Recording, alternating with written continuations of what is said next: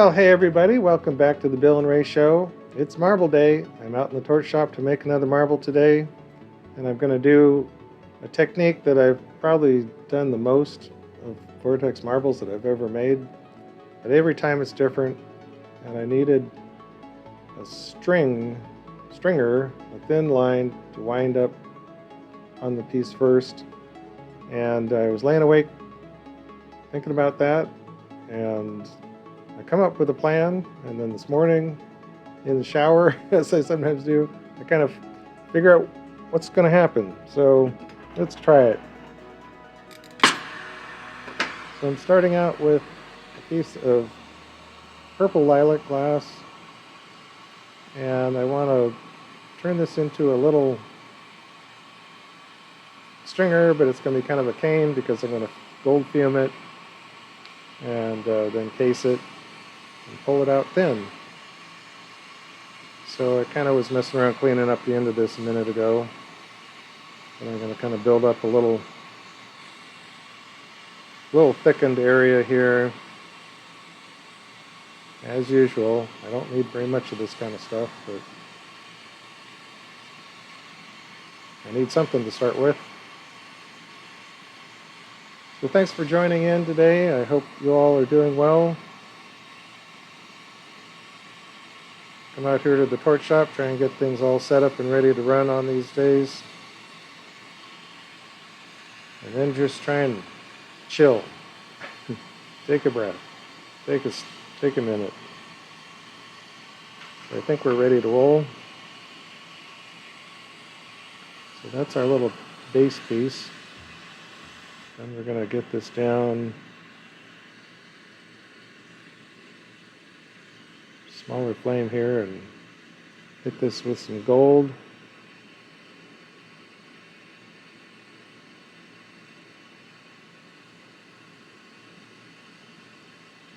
And let this gold fume rod warm up for a second. Bring it in here real slowly.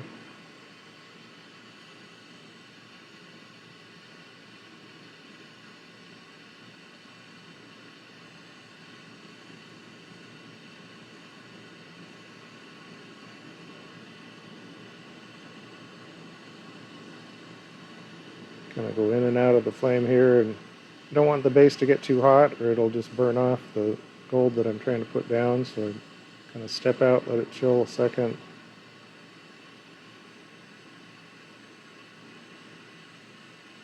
Because this is going to get pulled out thin, I want to make sure I get a really good heavy coat of gold.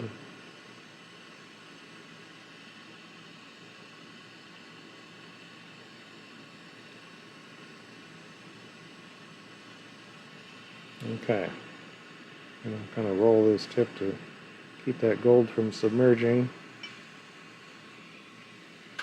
All right, then I've got just some kind of thin 5mm clear, and we're just going to run around and cover this up.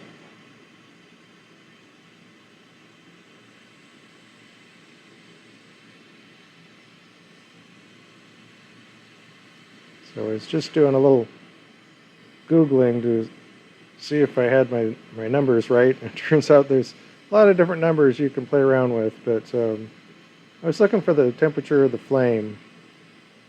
So the first thing that I pulled up, Google said that a propane oxygen flame can be 5,000 degrees, and I was like, wow, I never heard it was that hot. I always say it's like 3,600 or something. So you can get different numbers. You can get 3,500, 4,000 degrees for a propane oxygen flame.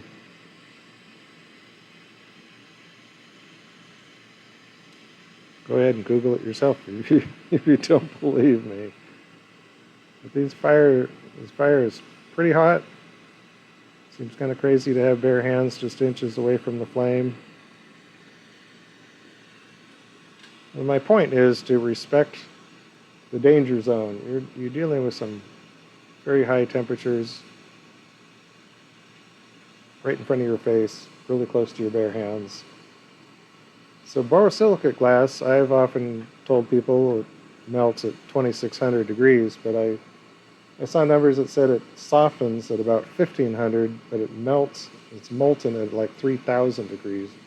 So pick your temperature. It's hot. It's very hot when it's molten. So we're working with some pretty high extremes that people just kind of take this up as a hobby, and I encourage people to reconsider if you think this is a kitchen table event.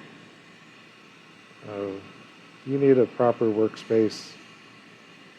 And please don't do this in the basement of any building. If you're using propane. Propane sinks to the floor in the atmosphere. Natural gas rises. So sometimes people get confused and they think it's safe to run propane into a basement torch setup. And they say, well, we're just going to have ventilation. Well, the problem with heavy gases like that, they sink to the floor. If you got a leak or something, your ventilation isn't going to really get rid of it. So that's a inherently pretty dangerous setup. So I'm always been kind of safety is a big thing with torch work. I'm going to take off this color handle here, put on a little clear handle.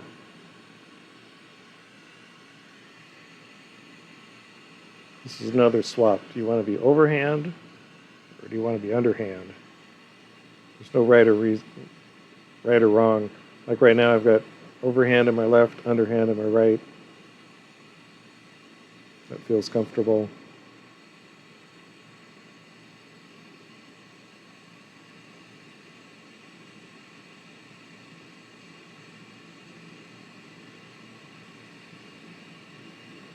Okay, I just need to pull this out.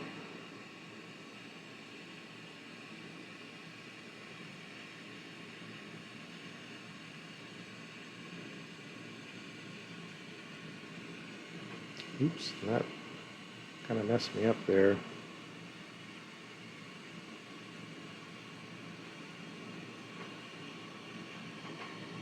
Kind of lost my handle on the right-hand side here. Let's see. Let's try reattaching here.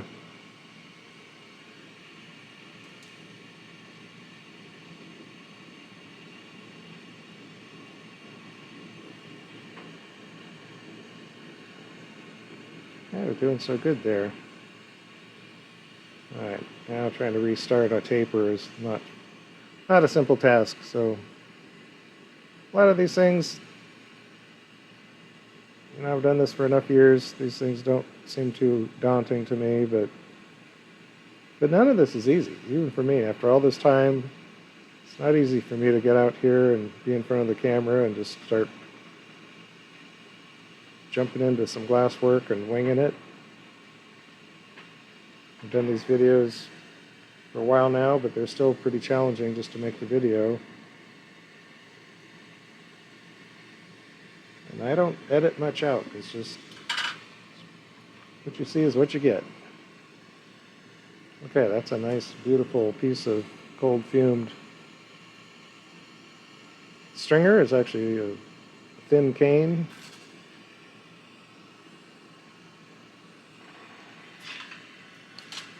Clean up our glass here just so we have it ready to roll.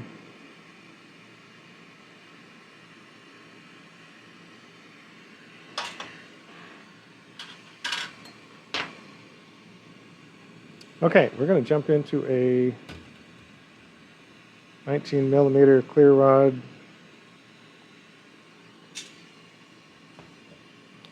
And we'll try hitting our larger flame.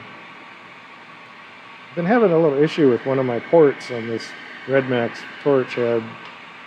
It's been building up carbon. And I brush these faces off all the time, certainly every day. And today I thought, well, I'll go through and use my little tool here, a little thin, you can find it, you can see it there. It's about a 20,000 diameter piece on the end there of a simple little pin vise. Go around, poke holes, and poke open all the holes in the torch face. And then I found one place where it's an oxygen port, basically, that was the source of my problems, which I kind of expected. But my little pokey tool wasn't doing it, so I had to get a little drill. Unfortunately, I don't know, a year ago I got a set of micro drills off eBay. They sell these little kits. It's worth having the investment. They're very cheap, and the drills are not very good. But I found one of my little drills, put it in my little pin vise, and was able to open up that port, kind of drill it out. So when you have equipment like this that is operating in kind of extreme environments, you should learn to take care of it. I think some people just run, and then they send it out to the manufacturer hoping they're going to fix it for them, but by that time it may be pretty messed up. So brushing the face on the daily and cleaning out the ports with a appropriate sized little pin, that'll help keep your torch going. So I'm building up a gather here, cleaning off any little bubbles, scrapes, scratches, glass that looks funky.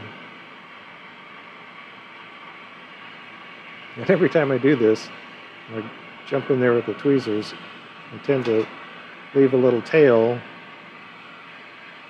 that then gets in the flame and boils.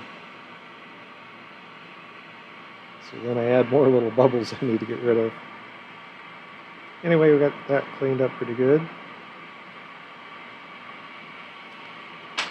So I'm going to flatten this end. I've done this in quite a few of these videos with this basic hair pliers, probably one of my oldest tools that I own. And yeah, you're supposed to coat these with some kind of carbon release, but I kind of don't do that anymore. So we'll come out of the high heat, and we're going to come in here and squish it.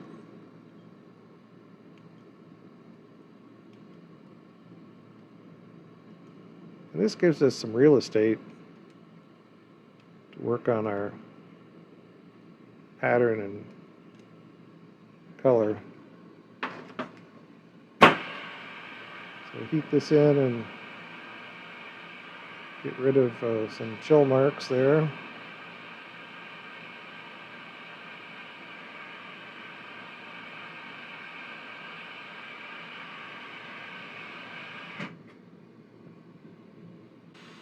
Now we're going to wrap our little gold fume stringer that I made. We'll start up here, somewhere up on the shoulder.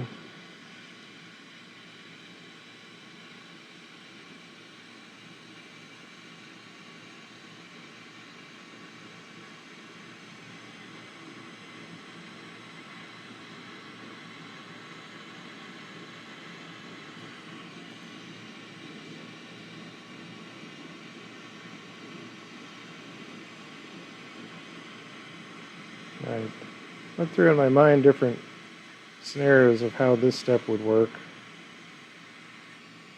Wasn't sure if I was going to do this in just one continuous spiral like this or what. But this seems to be working.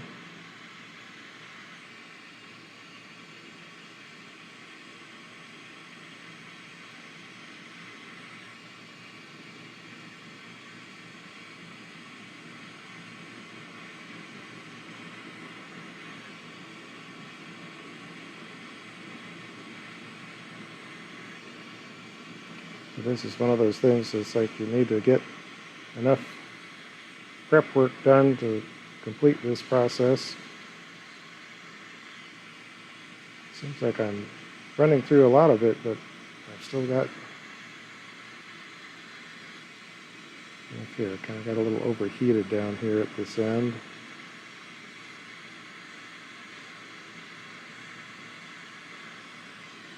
All right, well, we got there.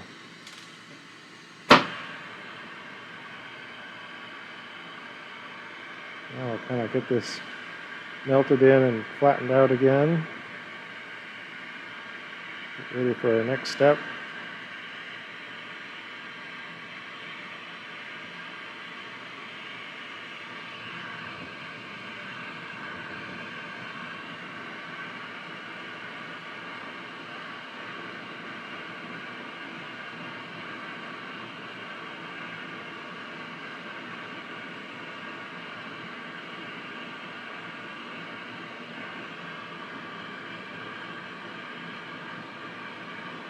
Yeah, it's looking pretty good. All right, next step.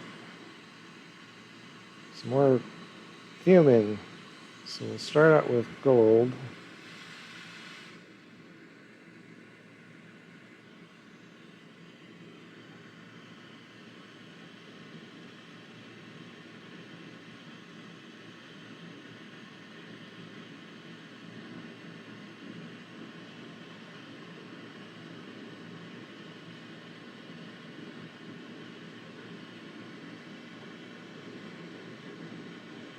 Now we got a lot of surface to work with.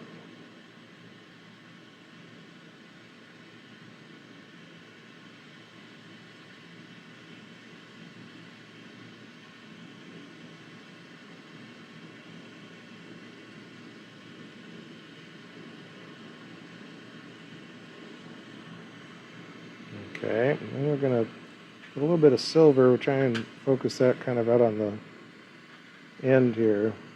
So gold you fume, pretty oxidizing, little sharp flame.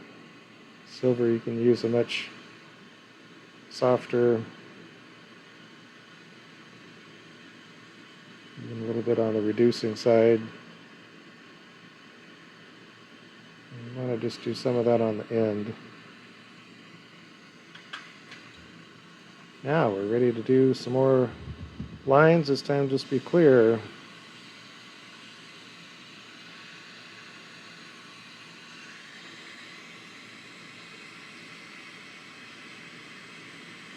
So you can do this however you want. I want to do vertical lines, if you will.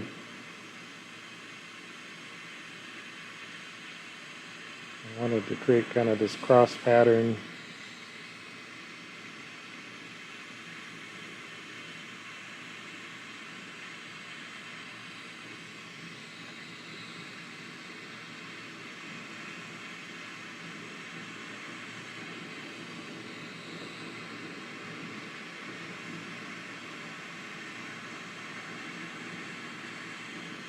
Spacing these out a little bit.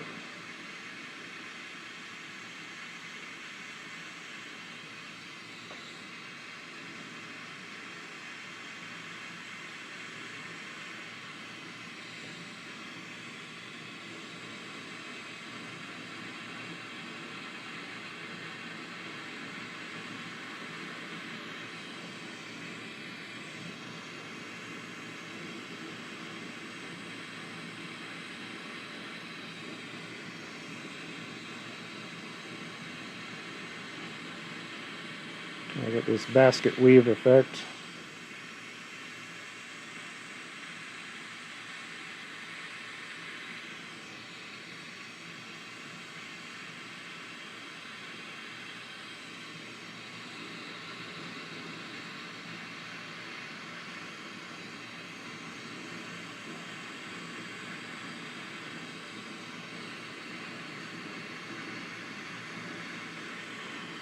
Alrighty. Yeah.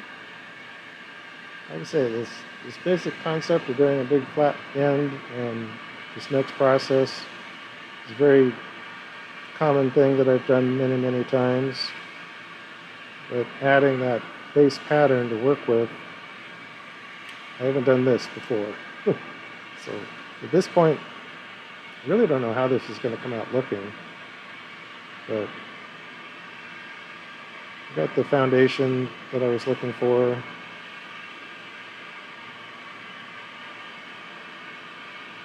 This stage again, just heating in the clear glass and cooking out the excess fuming.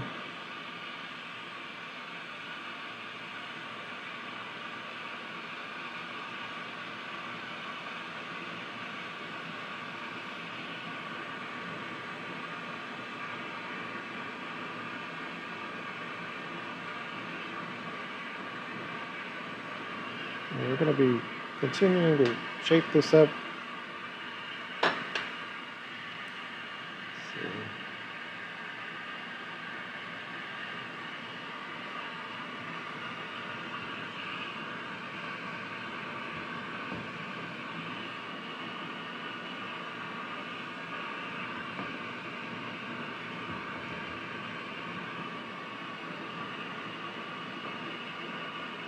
I want this to be a tapered disc, because as always, the main rod that I'm building off of, that I'm holding in my left hand, is going to be the lens that you're going to be looking down into this. So I want there to be some thickness on one side, because we're going to convert this disc into a cone. And I want to be able to look down the core.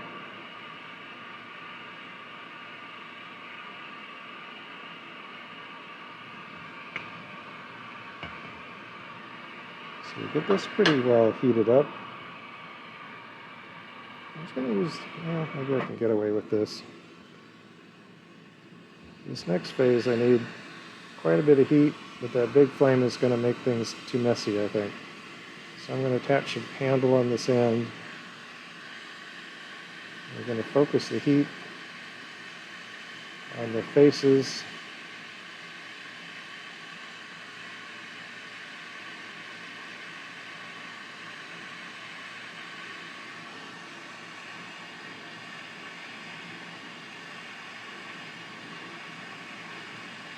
So we're heating, and we're going to slowly start getting this twisted. I'm going to try and keep that heat going into the pinch zone, if you will. So I want this to fold in on itself.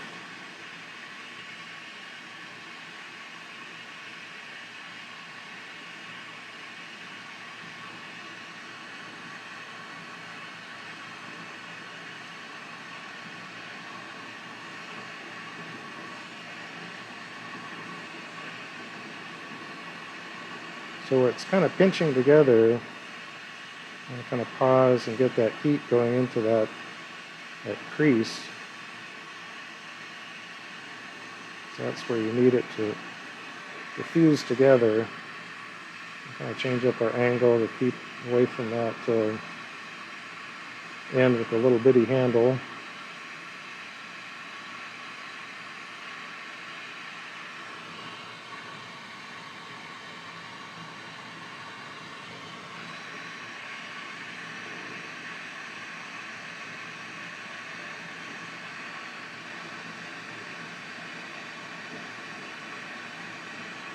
We can kind of come back to our base. Make sure we keep a good heat base going.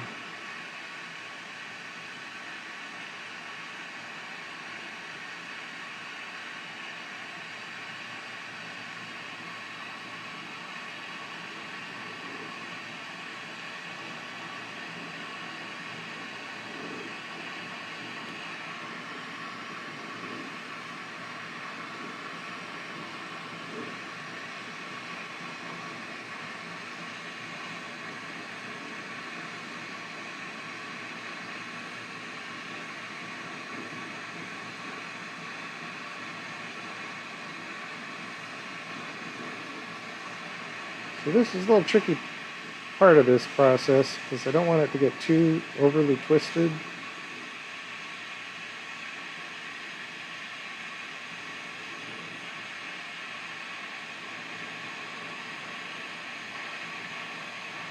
And kind of give it some little pauses here to try and get that crease to melt together.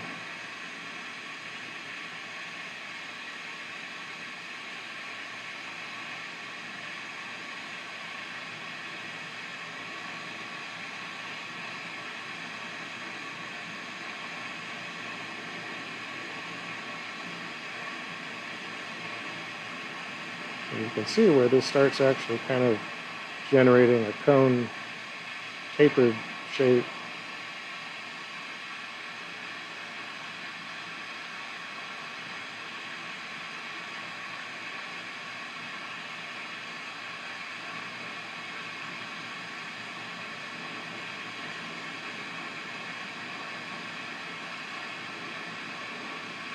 And as this gets towards the end, the glass gets thinner there, heats up a lot faster.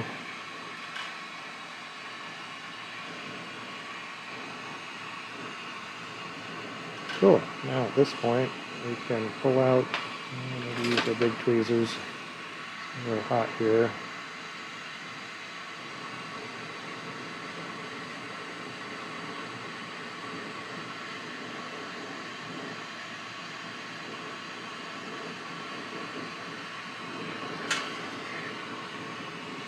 Okay, now we just need to kind of define our cone here a little better.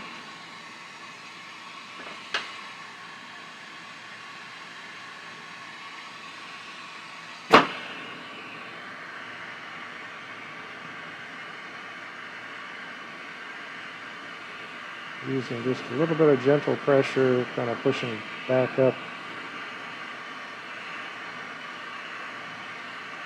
sort of expand our wide end.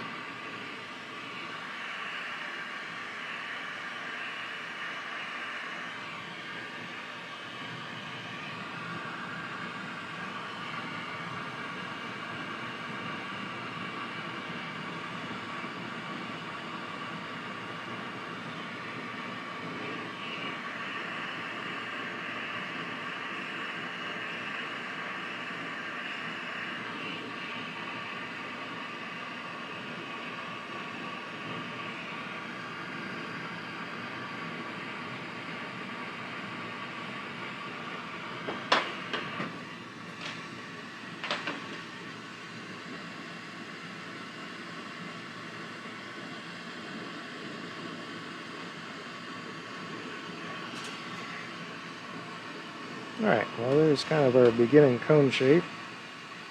It's pretty elongated at this point, but we can work with that. So now, next step, I need some frit, some color in the background. Gonna do some aqua.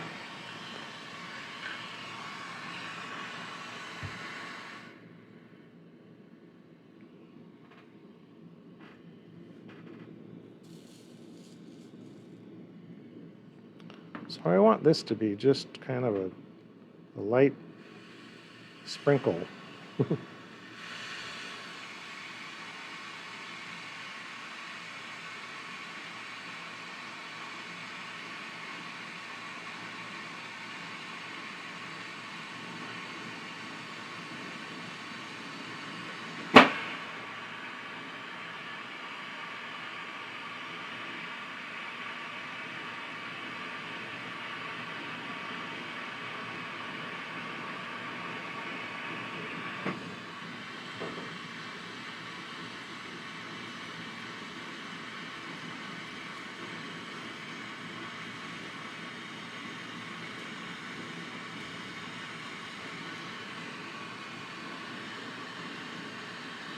One didn't get very much.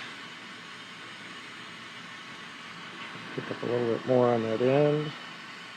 Otherwise, we did pretty good. That's pretty much what I wanted to do. It's kind of sprinkles. It's like decorating a cake or something. Just want some sprinkles on there. Alright, we're going to melt that in.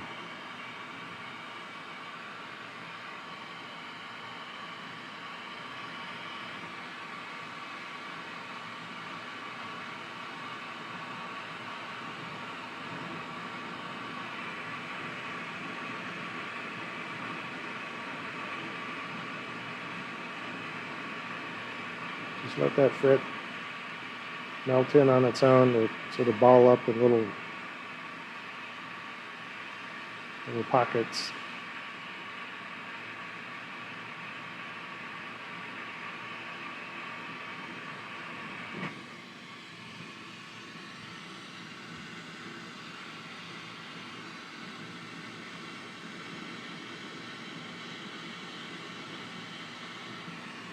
Okay. Who's next? We need another layer of frit. This is going to be turbo amethyst. It's basically going to be fade to a black background. But I thought I used this. It tends to produce kind of a spider web. I don't necessarily see a lot of color, but it'll hopefully make something texture visual, so it's not just a flat black backdrop.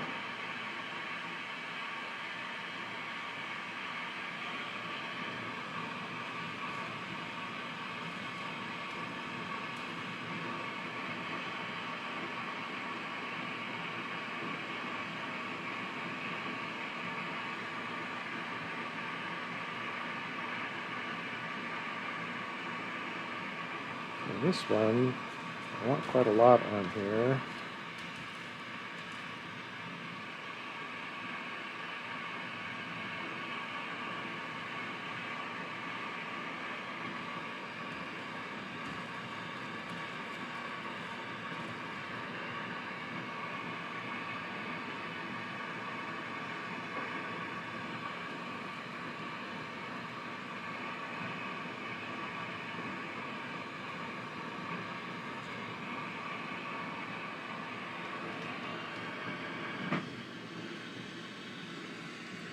That stuff got kind of hot, so let that cool down for a minute over here.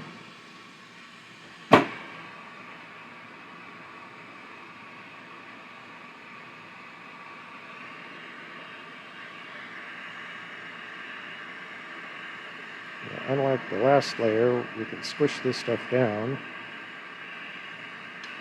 and it kind of spread out.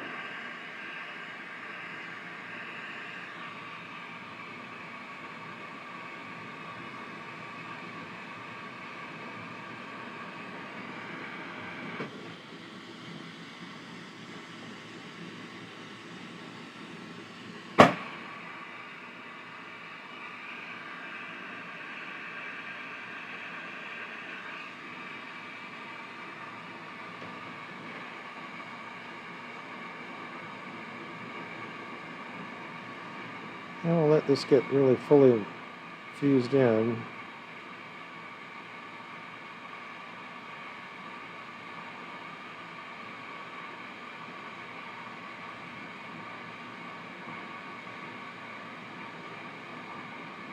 Got this kind of at an angle up. Let it fall back if it wants to.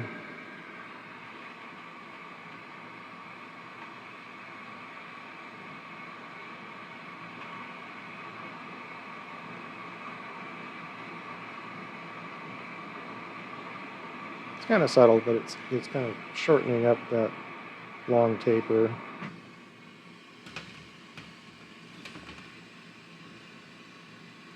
Now we need to let this base cool down.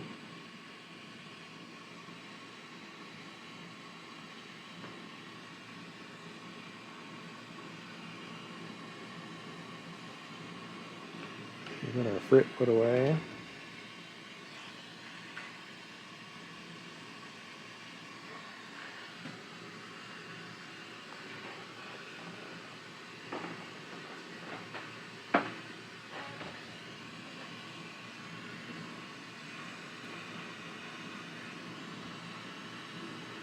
Alright, pretty cool. So now I've just got some black, jet black stringer pulled out. And we're just going to fill in the back side.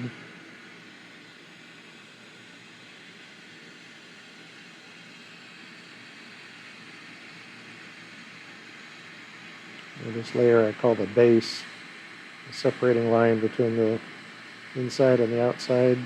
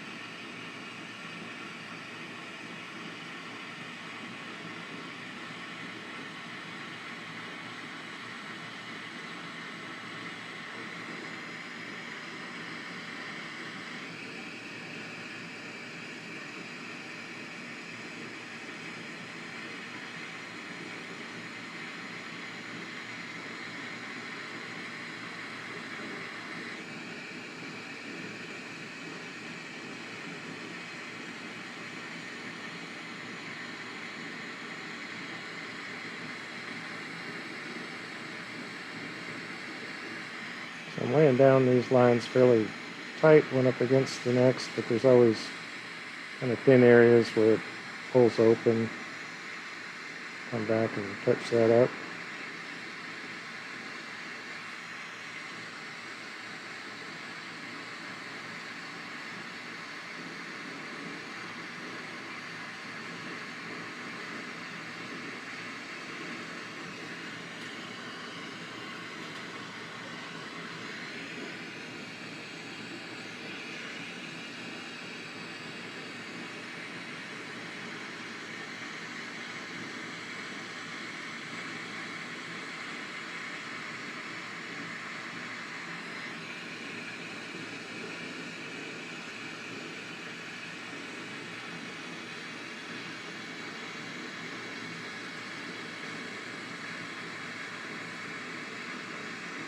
Trying to keep from heating that very end too much.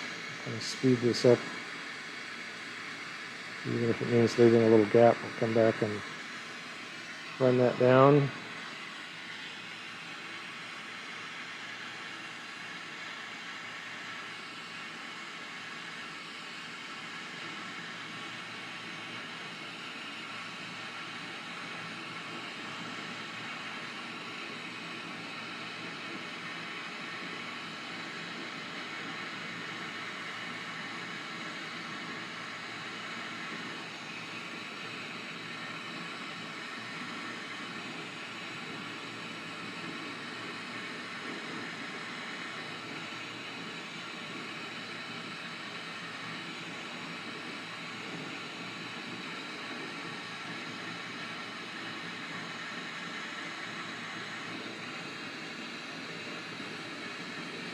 Okay, then come down here and fill in the gap between.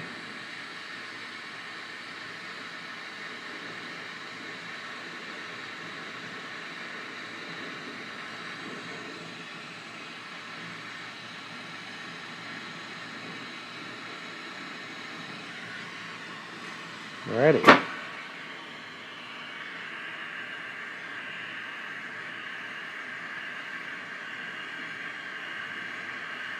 I'll squish all this together.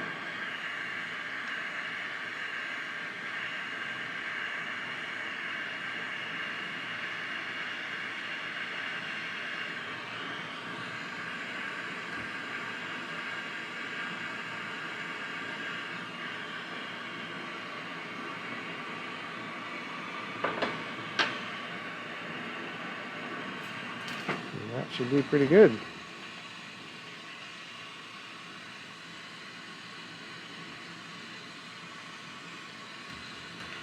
Okay, we're getting close to putting on the bulk of the back of the marble. And I kind of like to add some fume to this at this point.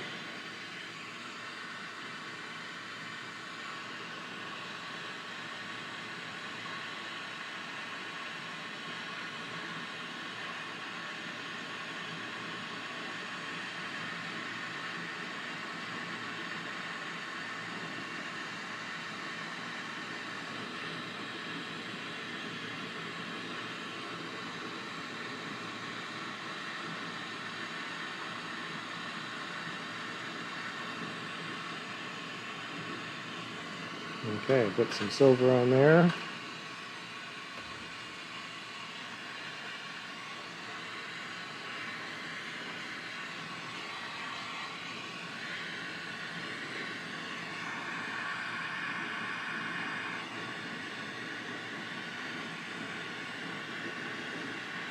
Alright, start out doing a clear casing on here basically. And we're going to start at the tip, but avoid covering over the tip.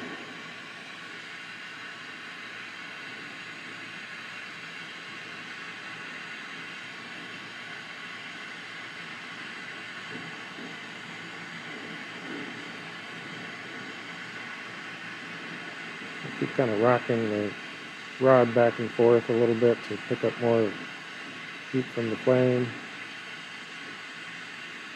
Kind of touch it down in little patches. lay down a little bit and pull back off of there.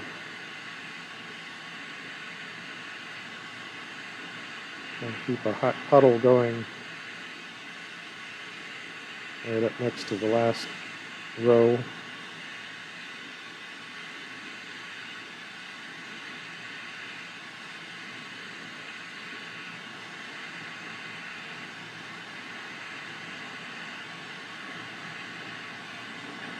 This is somewhat akin to metalwork. I'm trying to lay down a welding bead.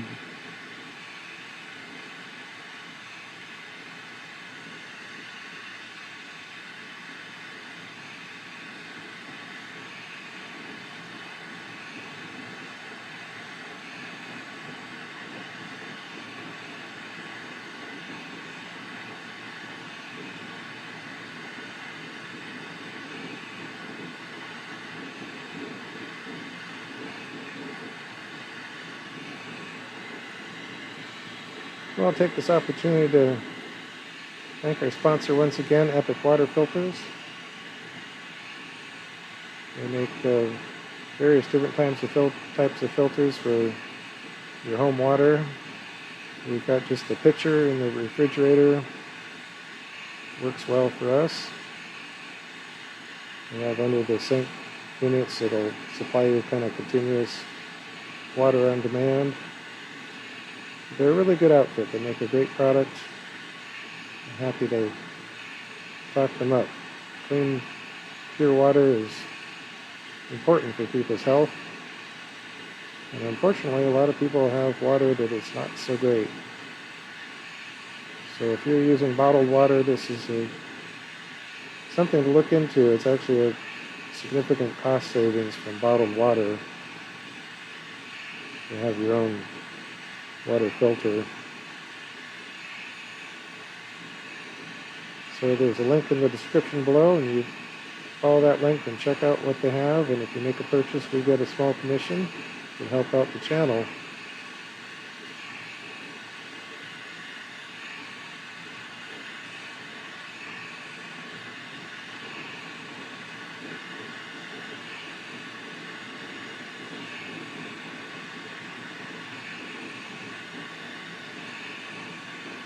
And we sure appreciate anybody hanging in there watching these videos.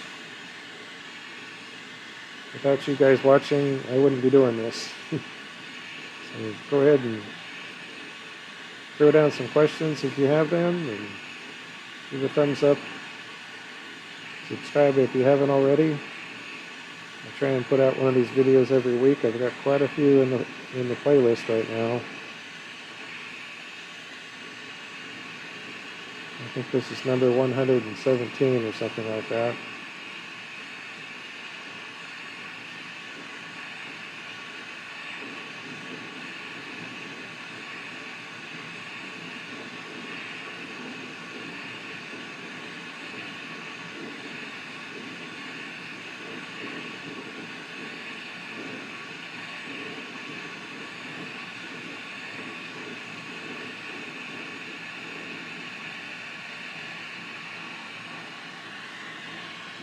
Okay, once we got our first pass on there, I'll try and heat up both ends and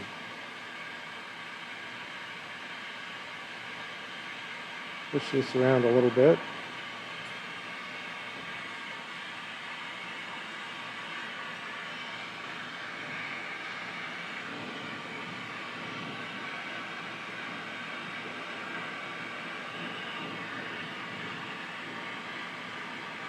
Kind of pull back that edge.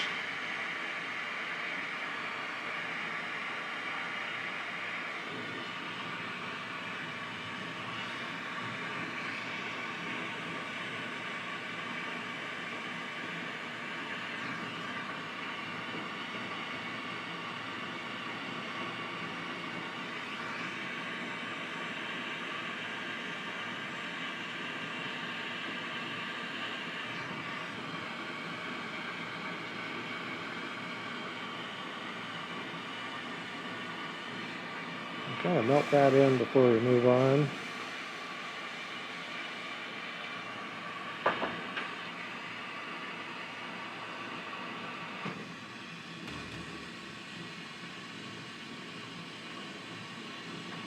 So that was kind of our first layer, and we need to keep building it up until we've got the whole semicircle.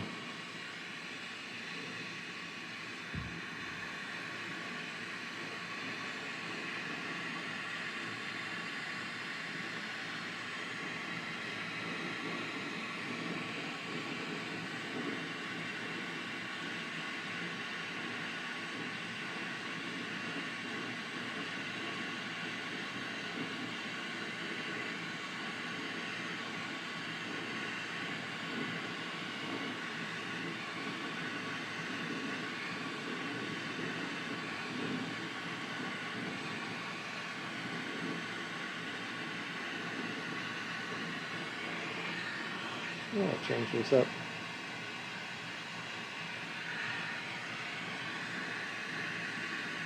This part's not very exciting, but it's got to be done.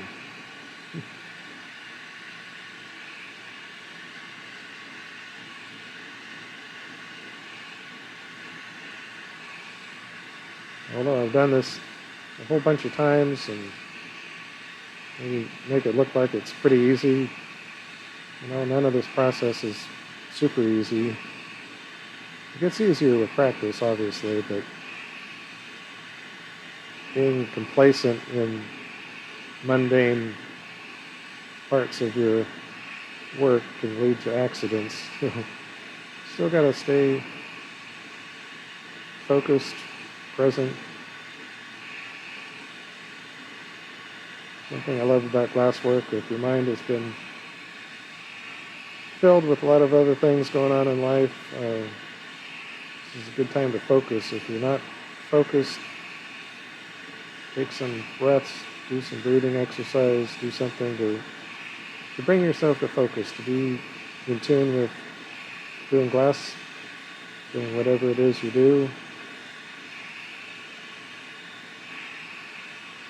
So it's kind of a mental health practice for me as well, to just be able to enjoy my time, just kind of zoned out. There's some tunes playing in the headphones, and knowing you all are going to be checking out what I'm doing.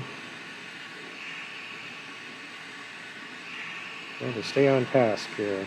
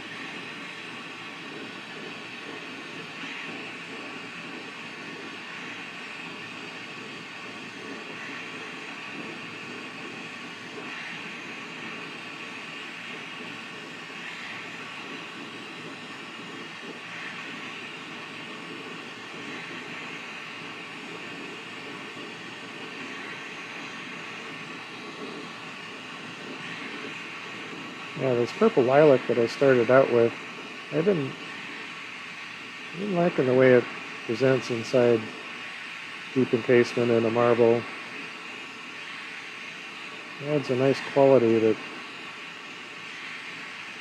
not too many colors really do the same thing. I was looking at some of the glass I have on hand. I've got some pink slime, which in the rod looks very similar, but I don't think it behaves the same with deep encasement. I think the slime turns, at least the way I work, it may differ with different people's work habits and torch settings, but it turns pretty much just an opaque off-white, not much character.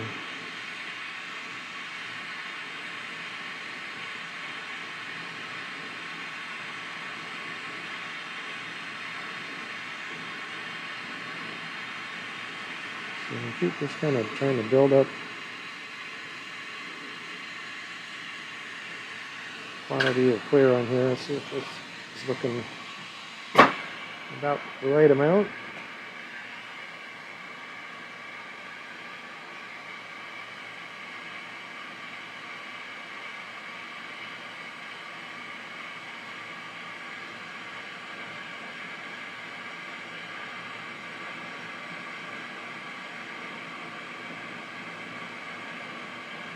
So some of these techniques, you know, it's kind of like the same basic process, but I guess it's akin to other sorts of artwork like painting landscapes. I mean, you do much the same thing, but the final image, the final painting, or final marble is going to look different. So part of my job, if you will, or my process in making glass and making these videos and trying to do something different, it's more about the end image. And for a while I was kind of focused on trying to do some wild and crazy different things, and it's good to try some different glass, different colors, completely different techniques, but this is a little bit more of an exercise in creating a unique painting.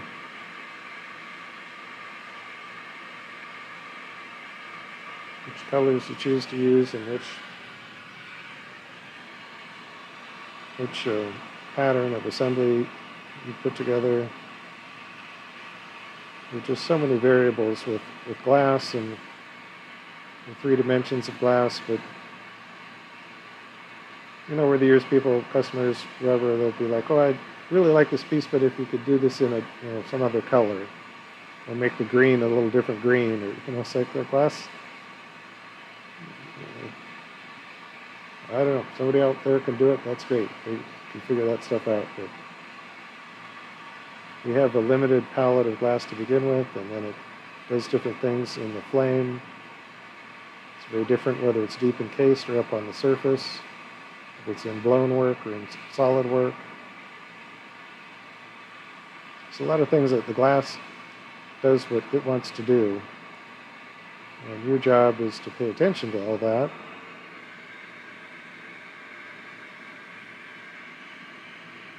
And try and work with the glass and not force it too much. At least that's my approach to it.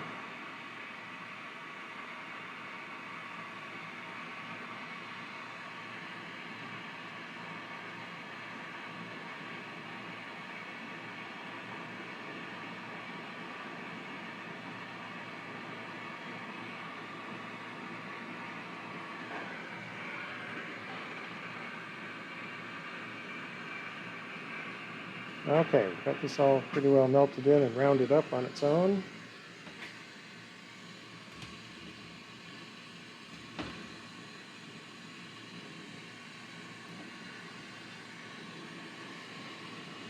Okay, we're all the way up to doing our backside color.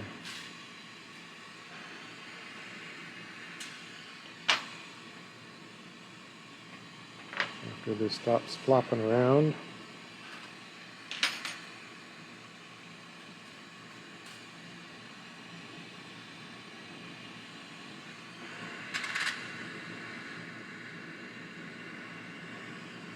And today I'm going to start out with some Opaque Aqua.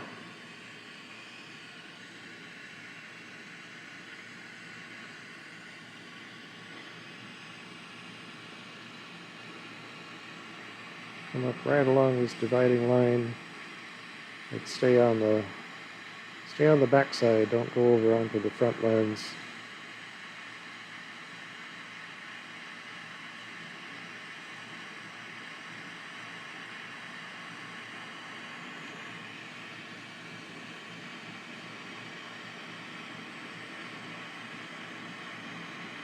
Just spiraling this on, give some room for the next 2 colors.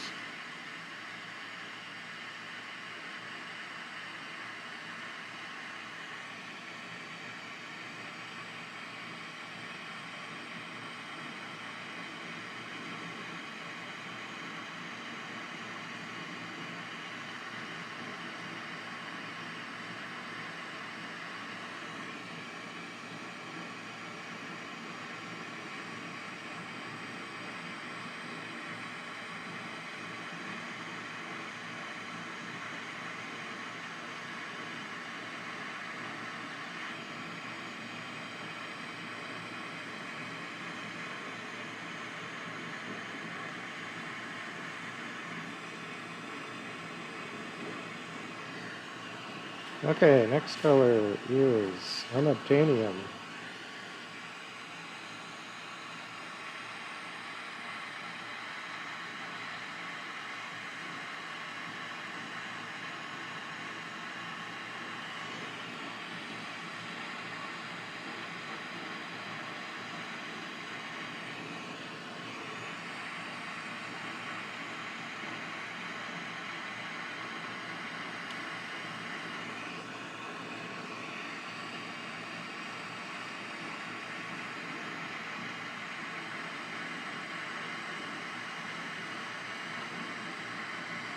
I run alongside here without really trying to leave a bit of a clear gap between the colors.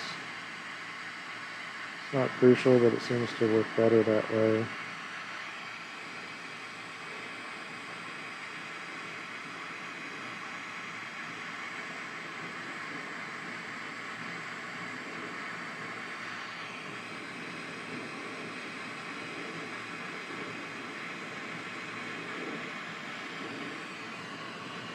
Yeah, last color is double amber purple.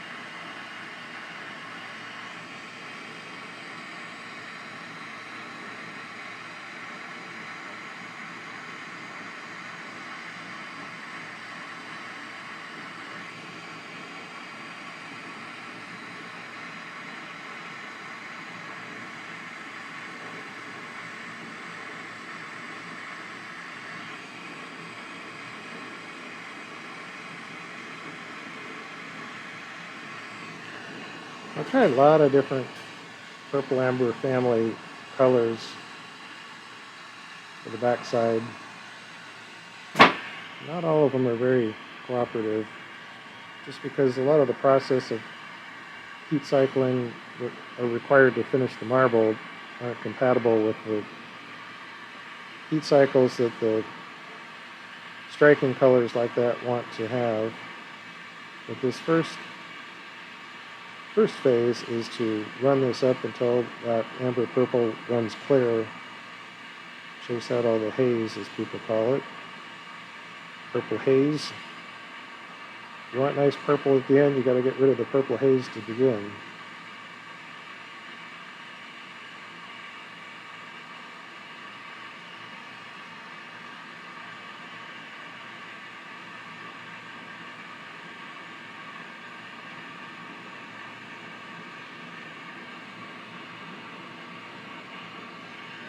Okay, I've got my favorite mug out here today. Our his and hers dragon artwork that Rae has created. And an Aspen Hot Glass logo between them. It's a cooperative venture.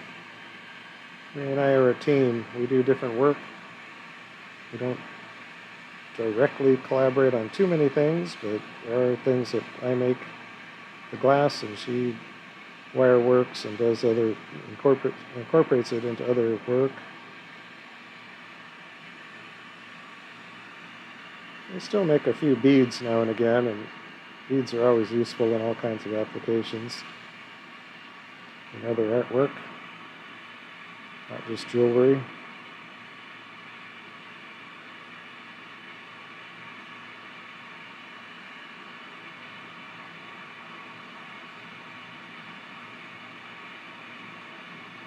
Yeah, if you could only see what I see, you probably can't tell in that camera view. You start getting that amber purple to run clear.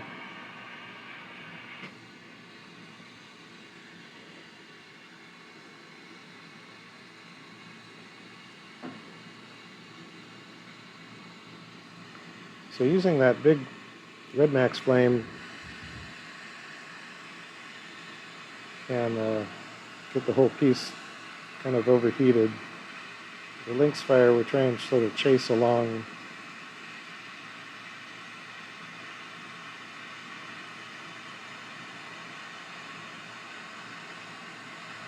A little bit more focused heat.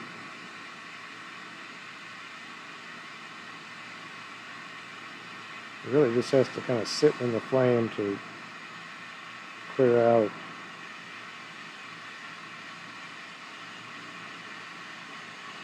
But if your base heat is too much, you're flopping all over the place, it's hard to control. So if you get the right heat base and the right hard flame, small hard flame, you can run this down and kind of chase it along.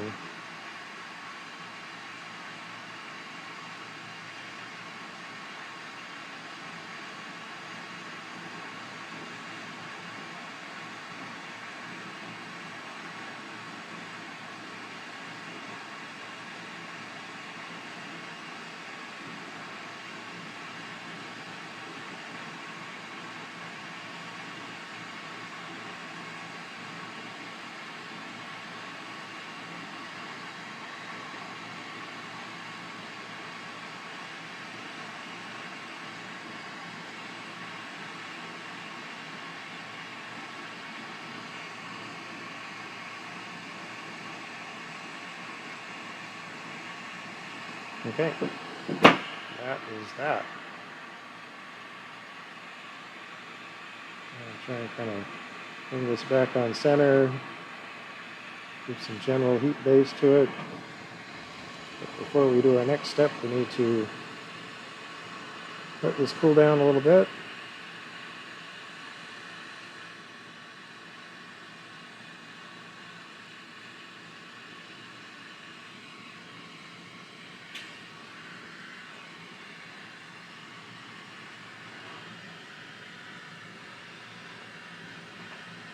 So timing is important on a lot of these steps. You kind of wait a little bit for that heat base to settle down. But we don't want to wait too long. We need that heat to work its magic.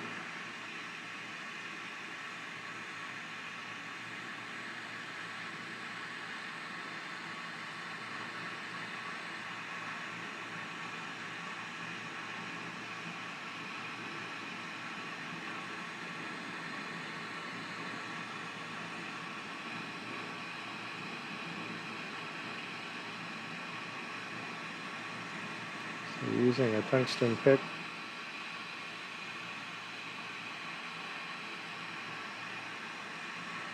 And run around making waves.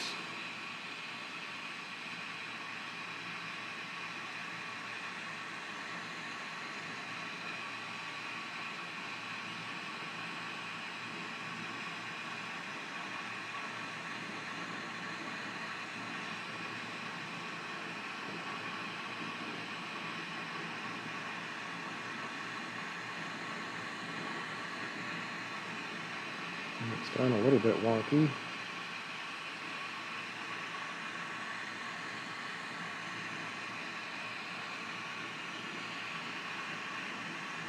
Back to our starting point.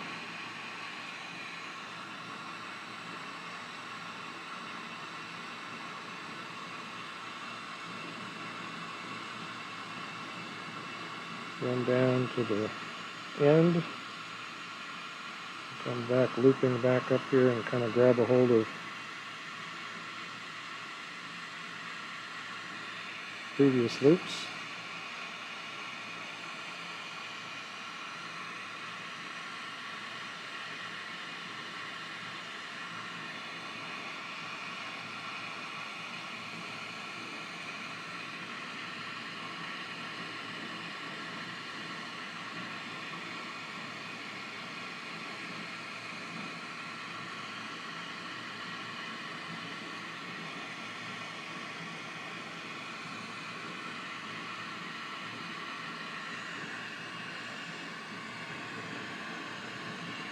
All right, well, we're pretty well off center, so we'll get back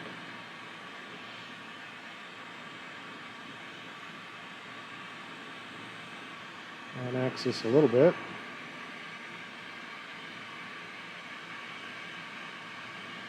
Translated off center a little bit, but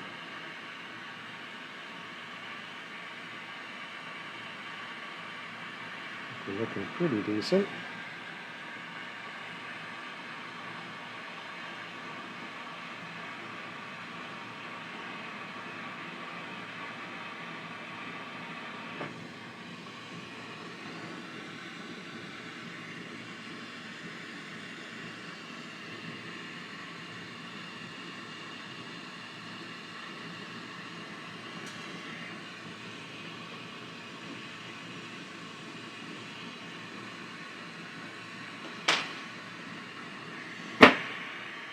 So I like to come off, pull out that very end vertice and then kind of push it back in flat and then kind of come around at an angle here and sharpen that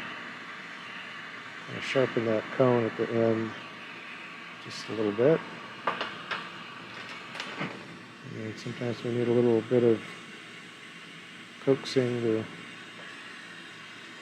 keep it together, looking for bubbles. I saw a couple little bubbles. Sometimes those will be an issue, and sometimes they will just kind of work themselves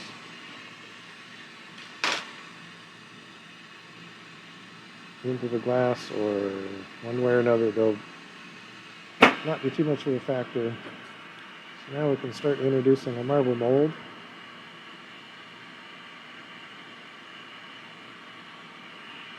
Start off pretty gentle, just trying to get some rough shaping on the raised portions.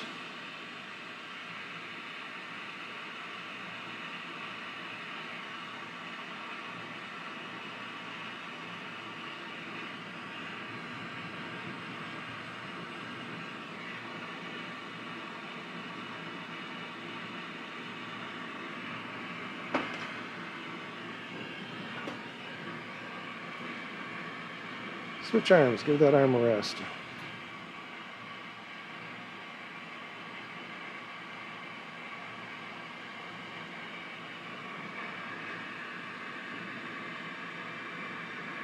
And move around to some different angles to direct the heat where you need it.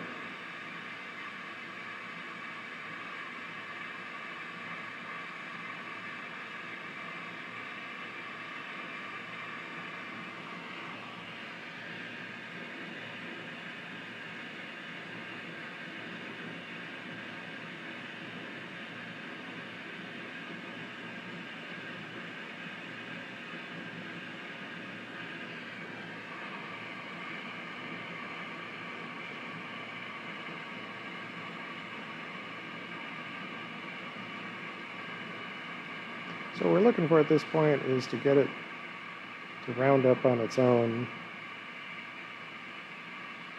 It's fairly important to me to give it enough time to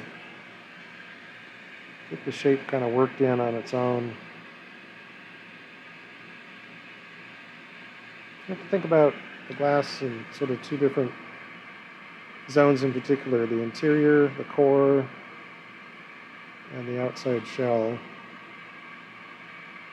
So at this phase we can allow that everything, the outside shell and the interior, to all get kind of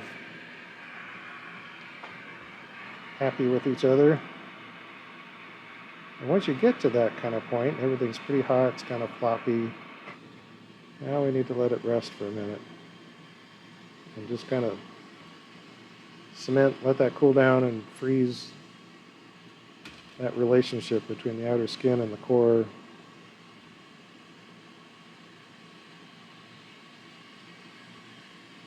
So we're sort of freezing a moment in time for that glass to be what it's going to be at the end.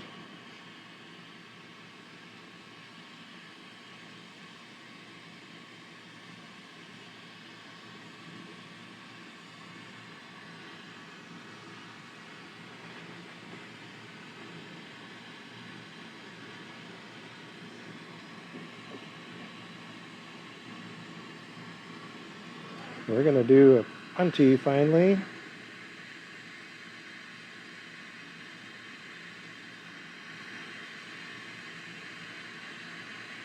And before you do the punchy, you want to make sure your torch is kind of set the way you want it.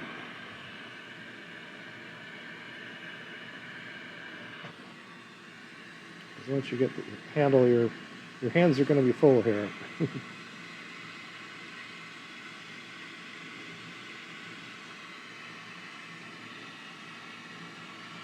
So this phase is just getting the lens built up. And this area that I'm heating right now is where you've got a lot of funky, scummy glass. It's been, all that kind of flopping around stresses the glass, particularly at the surface. And then the different fuming things that I did left traces of fuming on this, even though it appears to be like burning it off. Some of that is already embedded into the glass. So the glass that I'm heating up right now, we want to get rid of. So I'm going to slowly build this up and push this gently push this in. Not really pushing at all here.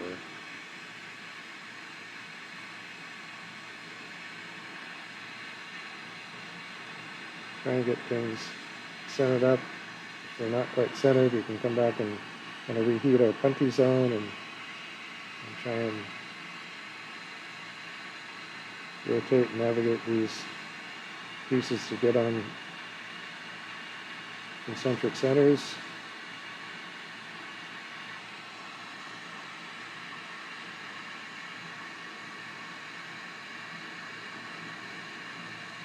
And like right now, I'm using the weight of the rod, I'm kind of almost holding it back, using the weight of the rod to push in.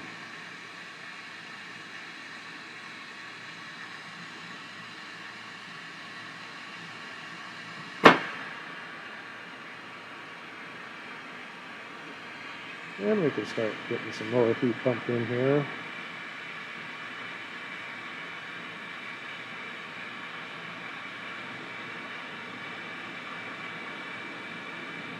So a lot of this phase is just kind of observing, where is the glass moving, what are my rotations doing or not doing.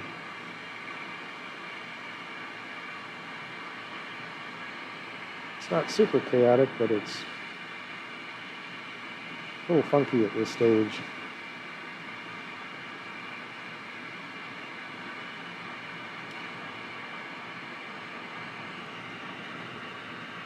But that dividing line between the color and the clear is going to expand considerably right now.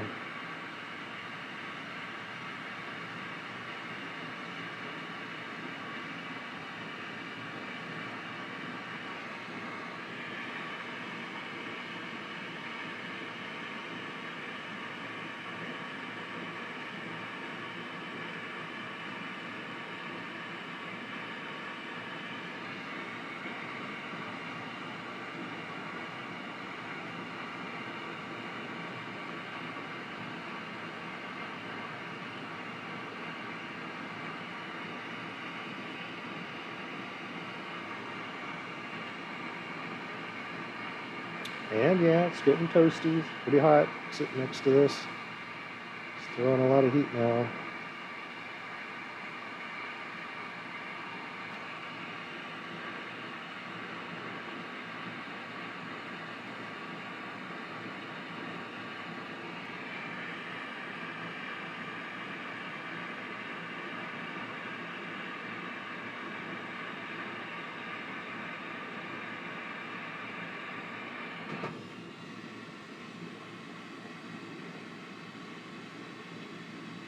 So we expanded that circumference quite a bit.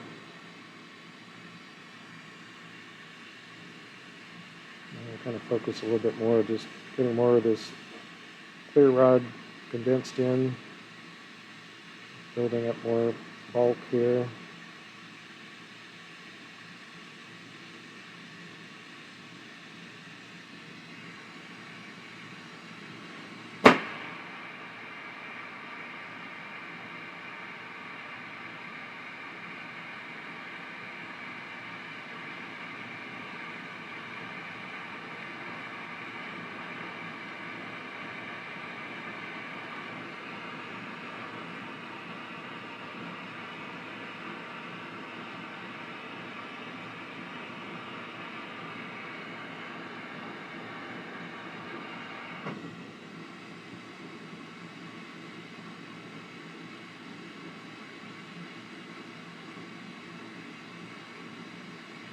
It just takes a little patience here.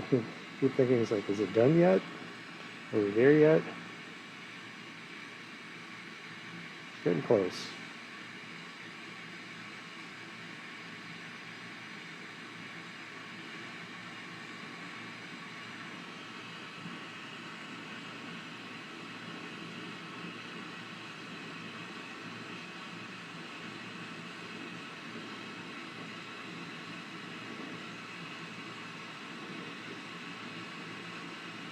Okay, about the time I think we finally got enough glass, and we're going to go out here to our little roly-poly constriction roller.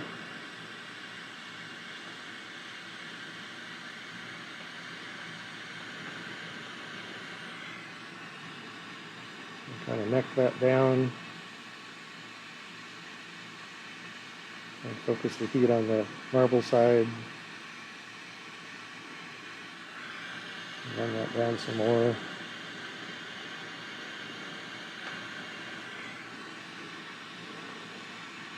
Now again, I melt things apart. I don't use any crazy cold cracking or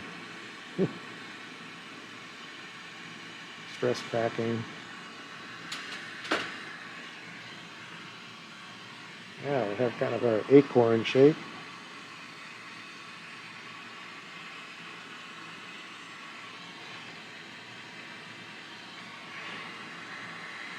And we'll come along here and scrape off some glass.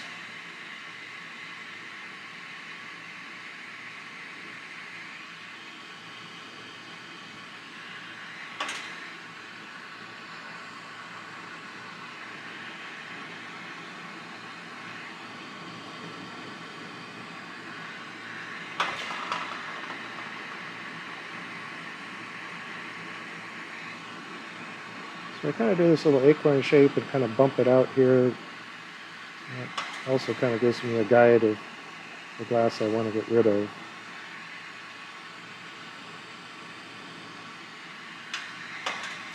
This is also helping to define that edge. We've got little bits of frit and this and that. It's not a clean edge. This ripping it along that color line helps clean that up.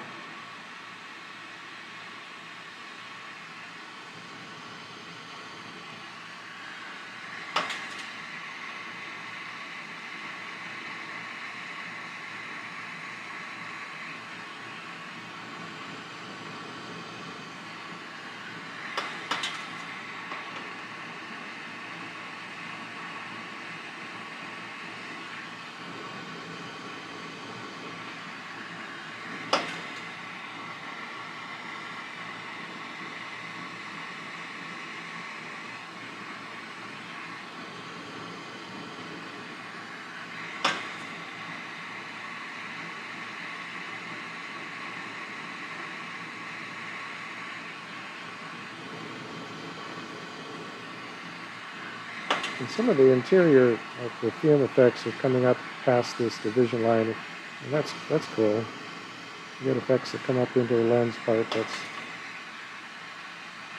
actually kind of a nice thing to do.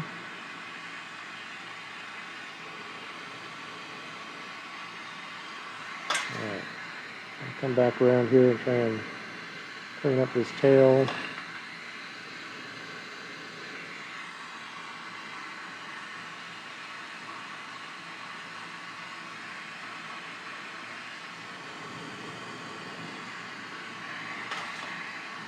Now we just kind of keep skimming just a thin layer of glass off the surface.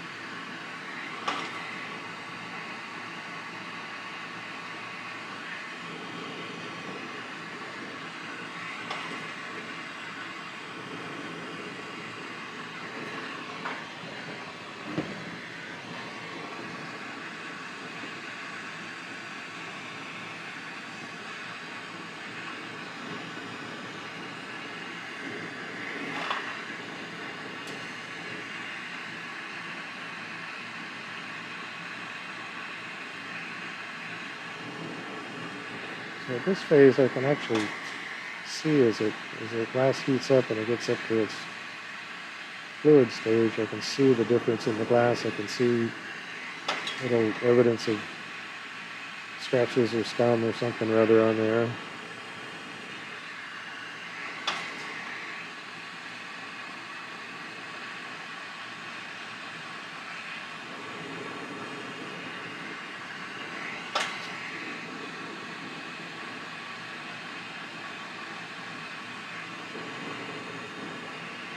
Sometimes it's fairly obvious. You can see where you've cleaned it off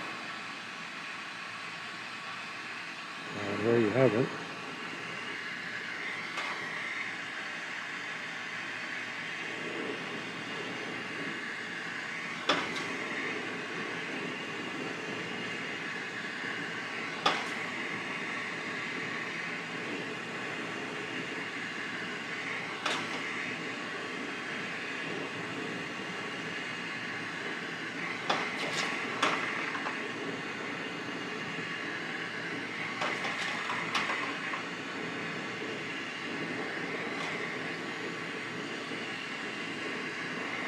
That should do it. So now we just got to get this thing round.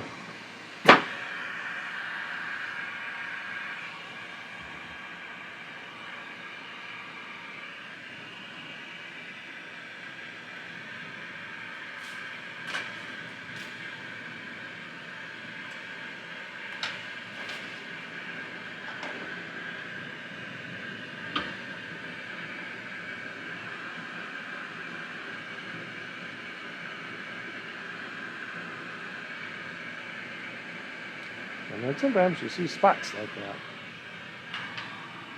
So anytime you see a spot a glowing bright spot you can get rid of.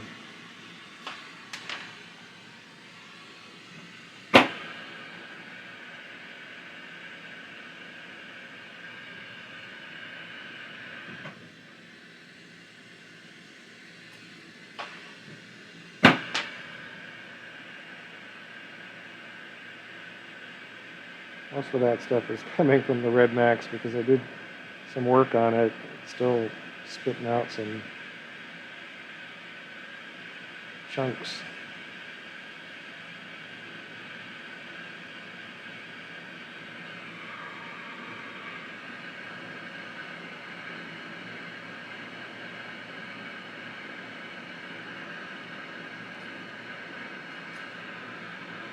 I always kind of forget to do this until this stage. I need to take this little pad that I used for the frit project, which also covers up this oversized marble mold, keep debris and stuff from getting into there.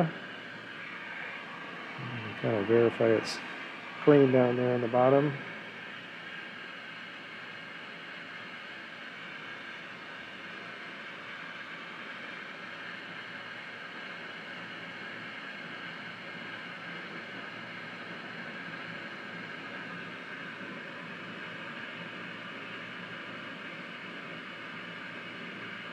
And this is one phase where we kind of go for maximum heat for the whole piece.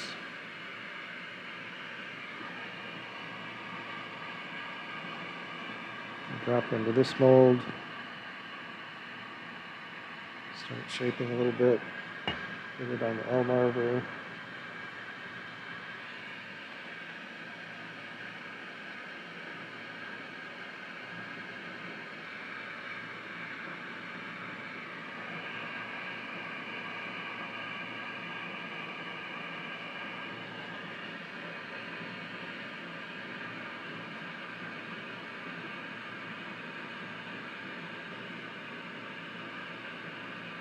I'll give it some spins if it will stay on center.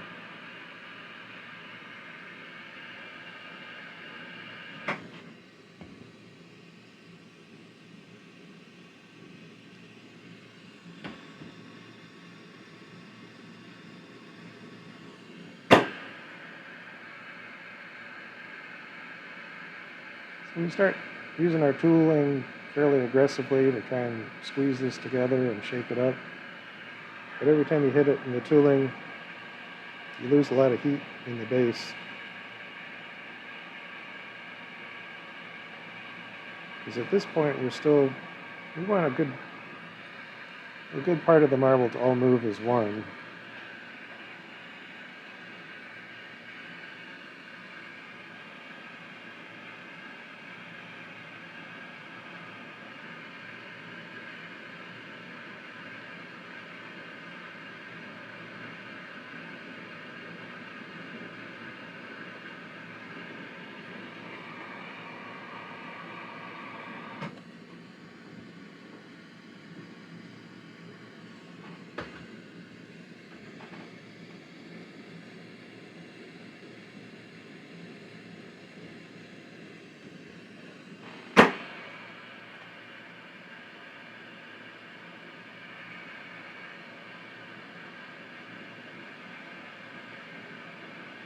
Getting squeezed together a little bit more.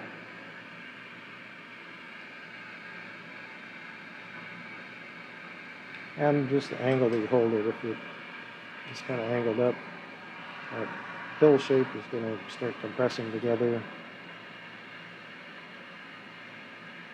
So we kind of use all the tricks we can. Some fast spins, some runs through the tooling, some angles.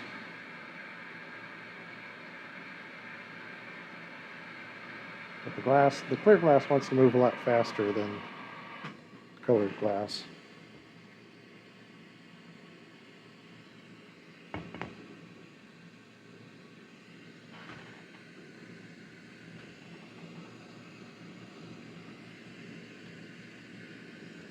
And we finally get to where the clear lens it's even kind of flattened a little bit on the face. It's basically done with its rough out shaping. So we'll just give it a little heat soak, and oh yeah, this is cool. Get a first good look down inside. And twists and folds. Something that glass does well that very few mediums can do anything like this.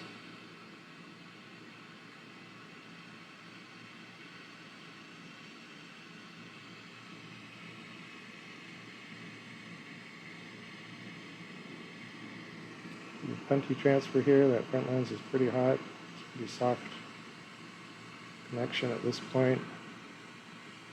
So when we get this first punchy loosened up, we're going to kind of go vertical.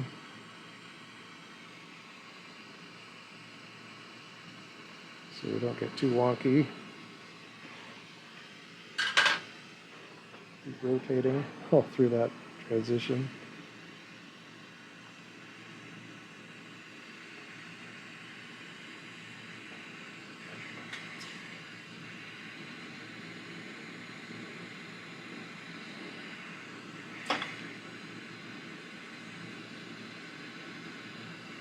We're going to pull off too much of the color on there, then we're going to press that down.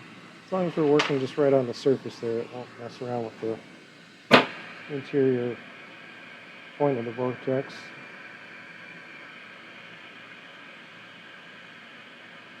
Now, this backside with the color is much more reluctant to move, so it takes a lot more patience. Start off with slow rotations. The more you can use slow rotations, the more heat will soak in. Glass is such a good insulator. It really doesn't like to absorb heat, so you let it sit in this crazy hot fire and it's going to get hot. It just takes a minute. Meanwhile, the surface colors are, well, that amber purple in particular has been going through some cycles.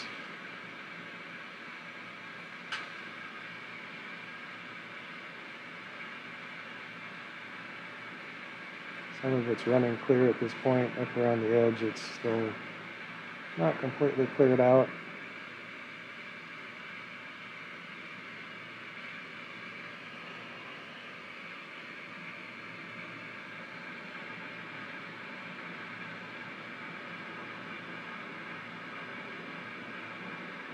So again, we're looking for controlled chaos. We get this heated up as much as we can.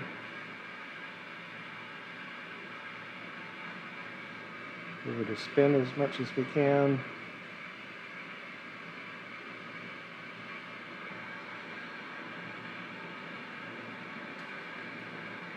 Give it some angle.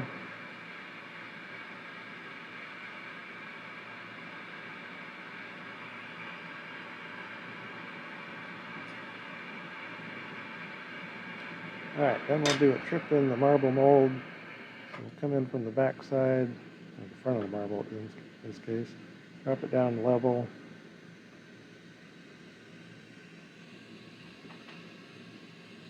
Bring it up to where we can push it in.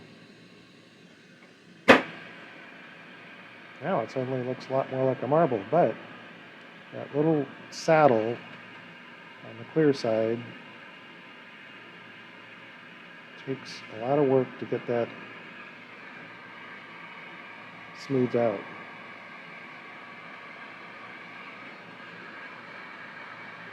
So it may not be too easy to see that saddle that I'm talking about, but there's just a zone on the clear side that just isn't up to the same level. So we need to keep squeezing the two sides together.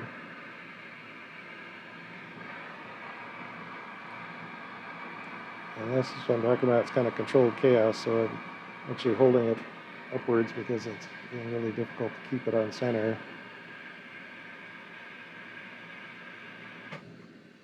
Come into the mold. And again, we're going to try to get some pressure, kind of squeeze things together.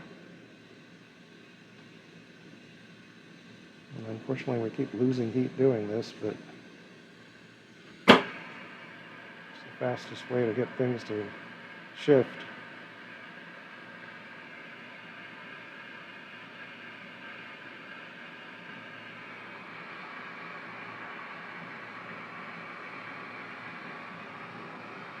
Yeah, you can start to see all that craziness inside there.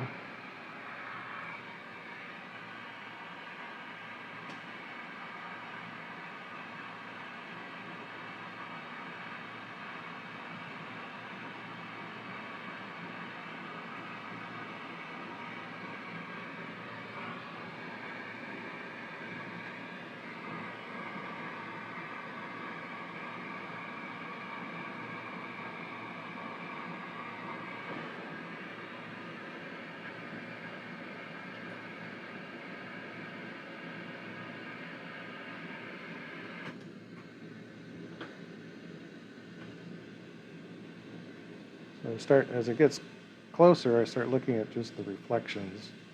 That's where you can see the misshapen areas. They're pretty close.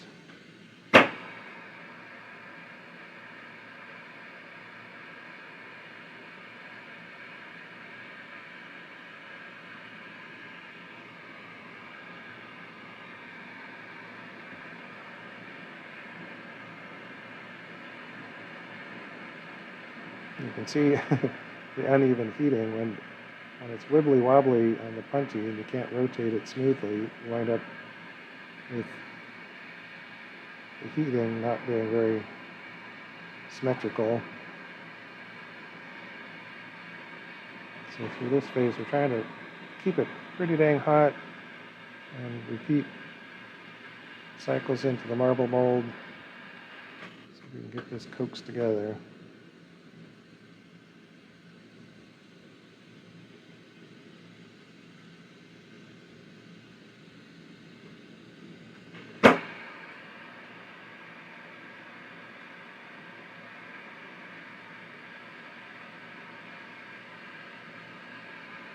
Okay, we've got the bulk of the shaping done. So we're going to do one heat cycle, focus mostly on the back side. Well, that's all we can really focus on with the punchy on the front. So now we want to go into the mold and do some fast spins.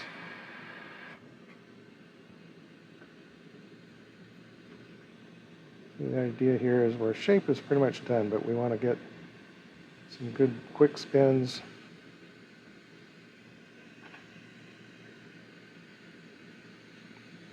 And now the interior, because the shape is basically done, the interior we can allow it to cool down.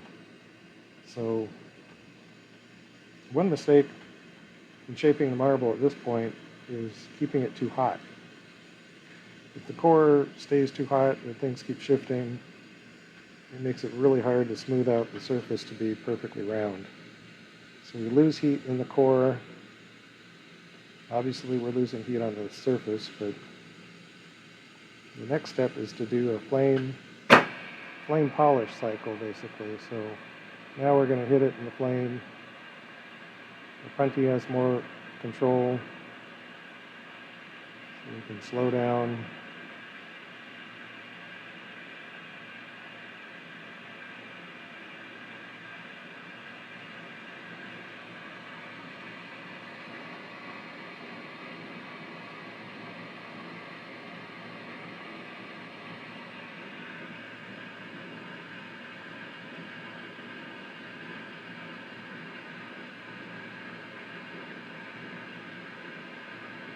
So it would take a long time to get the core heated back up, so you can spend a minute doing this, but basically this is a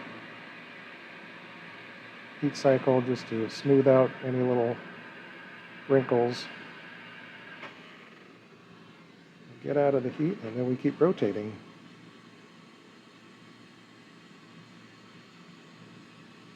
So the backside is done. So you don't want that to get a lot of heat, or it'll undo what you've just worked so hard to get to.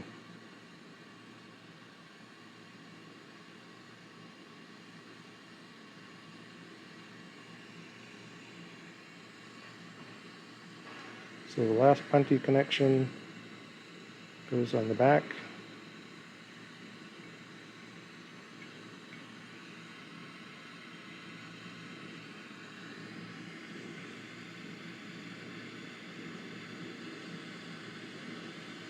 Get the base glowing, get a rod glowing, touch them together. So that's kind of a worm seal.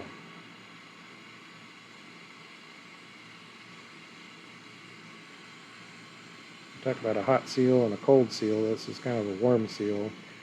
I want it to be structurally stable. Marble weighs a fair amount. I don't want it falling off.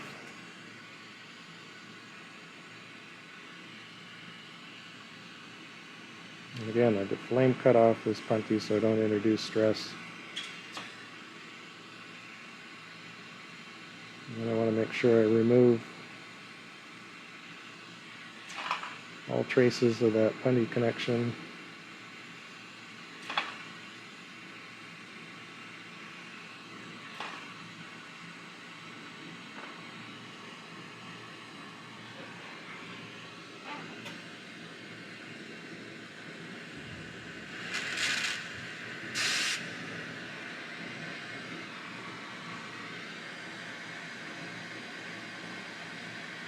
So now we have to shape up the clear side. Fortunately, the clear side is way easier to move.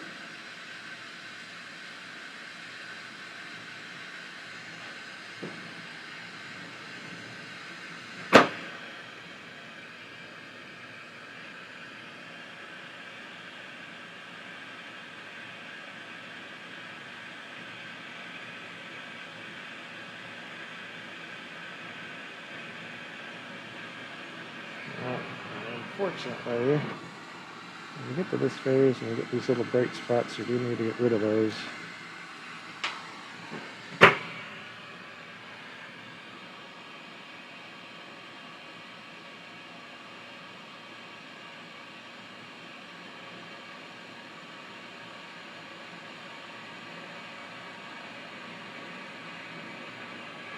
Okay, throw down some intense heat. Go into the marble mold on the back side gently, drop in, rotate. Keep rotating the same direction. Bring our angle up, and we can spin back and forth different directions. Now, if I did everything right, that pretty much finished the shaping of the front lens.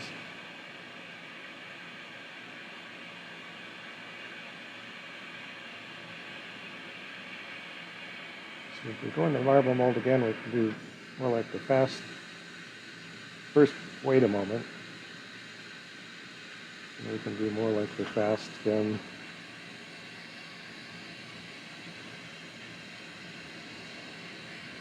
And again, we kind of lose some heat in the core, under layer. Now we come back and we're just going to plain polish the surface.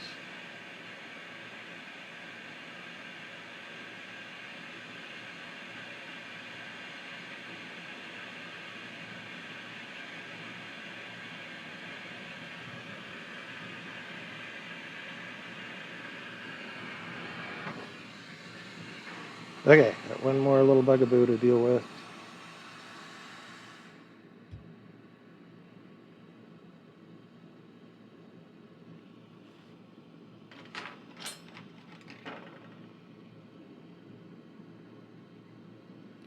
We have a little bright spot here, which means we got a bubble.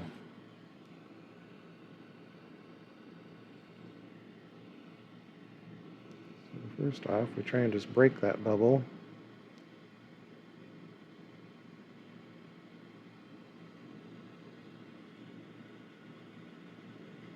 And give it a little heat to heal it up.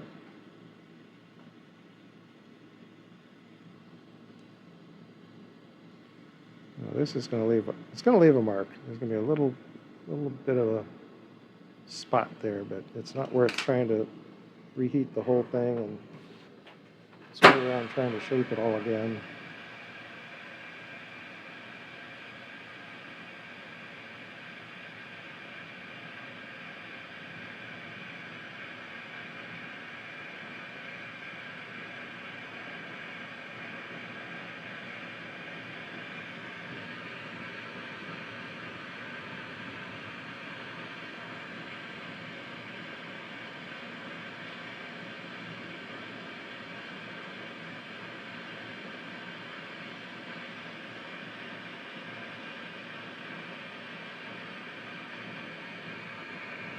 Okay, get some good heat, get that very front of the lens well heated. Come out of the fire, keep rotating. I think we got her done.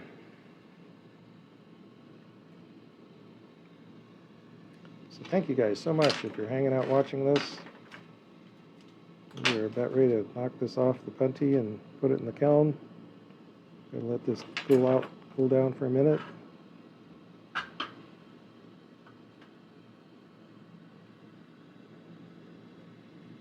Yeah, we got some nice pink layering. That first stringer that I put together, that gold fume against that purple lilac, with some really lovely shading.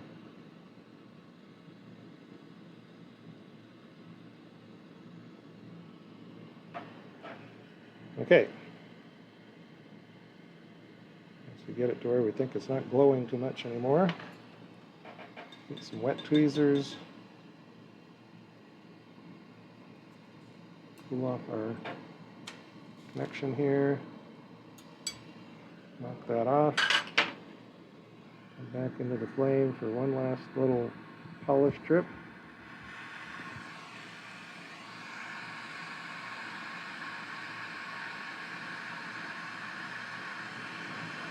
And then here all I can do is look at the reflections.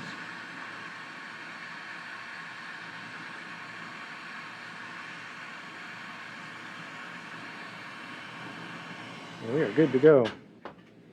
Awesome. Thank you guys so much for hanging out. Hope you found something interesting, instructional about all that. I'm not trying to really do lessons here. I'm just trying to do my own thing and share the process.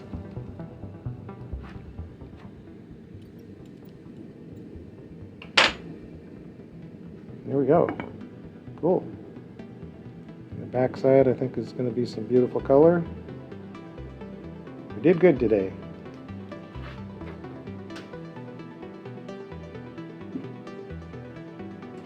In the kiln she goes.